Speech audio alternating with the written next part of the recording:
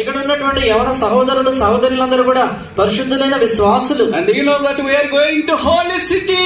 మీకు తెలుసు కదా పరిశుద్ధ పట్టణానికి వెళ్తున్నాం మనం. And we will be there in his holiness. ఆయన యొక్క పరిశుద్ధతలో మనం ఉండబోతున్నాం. We will be the partakers of his holiness. ఆయన యొక్క పరిశుద్ధతలో పాలిభాగస్తులు అవుతాం మనం. Don't try to leave your holiness no matter what the situation is. కాబట్టి నీ జీవితంలో ఎలాంటి పరిస్థితి వచ్చినప్పటికీ కూడా పరిశుద్ధతను ఎప్పుడు పోగొట్టుకోవద్దు. Job lost the hedge around him.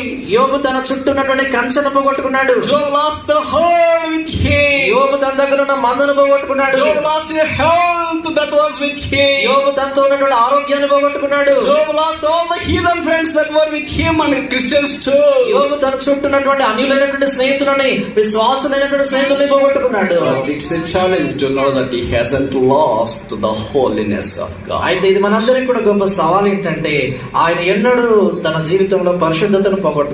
It is so sad nowadays. Young people would like to discard the holiness even for a simple thing. ఎంతో బాధాకరమైనటువంటి సంగతి నేటి దినాలు ఏంటంటే చాలా చిన్న విషయాలకు సైతం వాళ్ళ జీవితాల్లో పరిశుద్ధతను తేలికగా ప్రక్కన పెట్టేస్తున్నారు యవనస్తులు. The Bible says, "Blessed are those that take the pure path." బైబిల్లో రాయబడింది పవిత్రమైన నిర్దోషమైన మార్గాల్లో నడుచుకున్న వారు ధన్యులు. Until now we have seen 4 paths that are laid